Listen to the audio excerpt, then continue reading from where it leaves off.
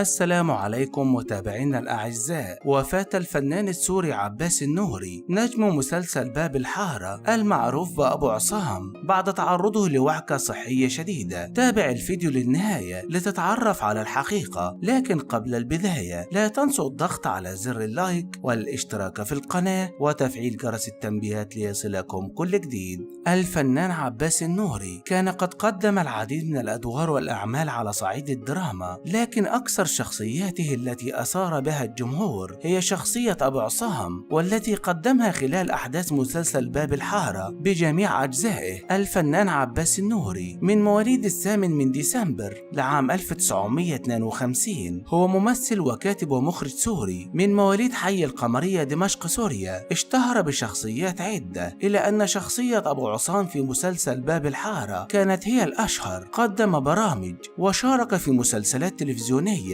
بالإضافة إلى عدد من الأعمال السينمائية. بدأ مشواره الفني في عام 1976. اهتم منذ صغره بمطالعته للسينما والمسرحية، فالتحق بالنادي الثقافي بالحي الذي ولد فيه، حي القمرية، فشكل مع أعضاء هذا الأخير فرقة مسرحية تحت اسم فرقة الأضواء، فأخرج ومثل معها عدة مسرحيات. وتحمل كل أعضاء النادي تكاليف الإخراج والوسائل اللازمة. تعرض الفنان عباس النوري إلى إشاعات كبيرة تخص مقتله، أولها كانت في مطلع أبريل عام 2012، عندما انتشرت شائعات حول مقتله إثر انفجار ساعة السبع بحرات، والثانية كانت في شهر مايو لعام 2013، حيث انتشرت إشاعة وفاته مساندة للجيش السوري. لكن الفنان عباس النوري نفى كل هذه الشائعات، مؤكدا على أنه حي يرزق، وأنه يعمل على مسلسلات عدة. لقي معارضة شديدة من أهله، خصوصا من والده، لأنه دخل الفن، وعائلة عباس النوري جميعها تعمل في مهن مختلفة، إلى أنه فضل دخول الفن. ولكن بعد 30 سنة من الفن والتمثيل شجعه والده، وقد قام بتقديم برنامج لحظة الحقيقة على MBC. بدأ حياته الفنية من خلال المسرح الجامعي تحت إدارة المخرج العريق فواز الساجر، وقدم مسرحيات مهمة ذات جودة عالية، أهمها رسول من قرية مارية للبحث عن قضية الحرب، والسل لكاتب مصري اسمه محمود دياب. ثم انتقل بعد ذلك للتلفزيون عن طريق الفنان سليم صبري، بعد أن اختاره للمشاركة في خمسية تلفزيونية بعنوان سمر بعدها، وشارك بالعديد من الأدوار المهمة والبطولة في أعمال حققت جماهيرية واسعة في سوريا والوطن العربي، كأحلام منتصف الليل، والبيادر الوسيط، والأجنحة، والطيبة، وأبو كامل، وغيرها من الأعمال التي مثلت الانطلاقة الحقيقية للدراما السورية بعد النجاح الواعد في البدايات. قدم مع بداية التسعينات، وهي الفترة التي جسدت ثورة الدراما السوري على مستوى الوطن العربي، بأعمال ساهمت بترسيخ الدراما السورية عربيا، كهجرة القلوب إلى القلوب،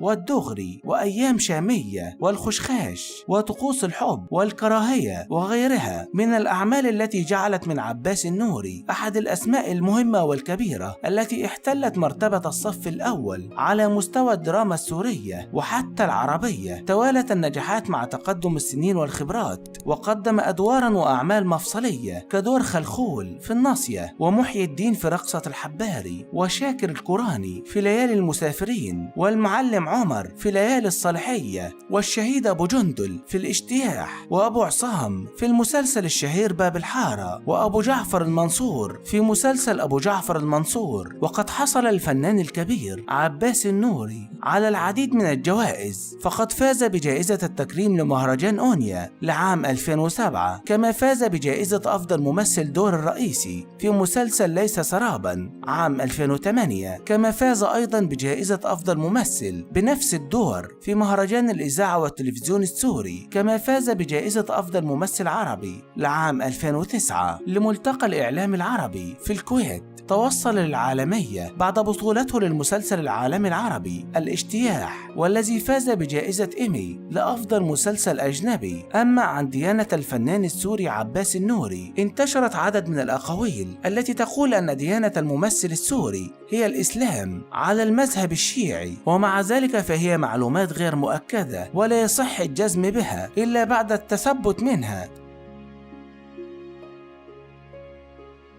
تزوج الممثل السوري عباس النوري من المؤلفة والكاتبة السورية عنود خالد التي ولدت عام 1962 وألفت العديد من القصص والأعمال السينمائية والدرامية، وأنجب منها عباس النوري 3 بنات وهن ميار، رنيم، ريبال.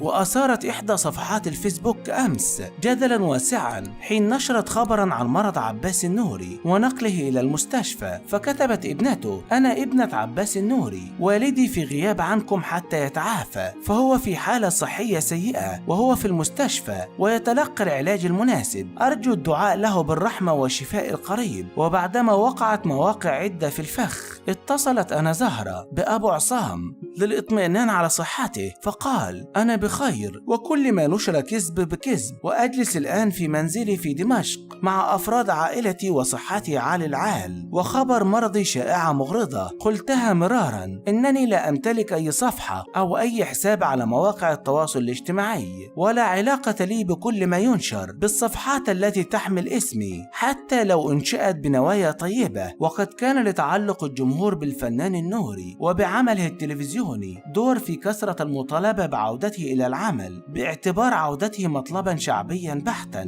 ويرى الملايين من المشاهدين أن وجود النوري وتقمصه الفريد لشخصية أبو عصام، إضافة لما حملته الشخصية في مضمونها من صفات وأخلاقيات حميدة، ساهم في عشق الناس لهذه الشخصية الشهيرة. بل رأى آخرون أن مغادرته للعمل ساهمت في تقليص عدد مشاهديه، بل ربما فقدانه شعبيته العامرة، خصوصا في جزئيه الأخيرين. بدأ الفنان عباس النوري عمله في التمثيل من خلال تشكيله نادي فرقة مسرحية أطلق عليها اسم مسرح الضوء مع بعض أصدقائه، ومن ثم انتقل إلى الدراسة الجامعية التي ساعدته في اكتساب خبرة أكثر، كما أدى فيها عدة مسرحيات، إلى أنه لاقى معارضة شديدة من والده لخوضه مجال التمثيل. لكن وبعد 30 عاما من النجاح والشهرة تقبل والده الأمر، بل وشجعه على الاستمرار فيها. وفي المسرح الجامعي قدم عباس النوري مسرحيات مهمة ذات جودة عالية، أهمها رسول من قرية تميرة للبحث عن قضية الحرب والسلم. انتقل بعد ذلك للتلفزيون عن طريق الفنان القدير سليم صبري، حيث اختاره للمشاركة في خماسية تلفزيونية بعنوان سمر. رد الفنان عباس النوري بنفسه على شائعات خبر وفاته اليوم عبر حسابه الرسمي على موقع التواصل الاجتماعي فيسبوك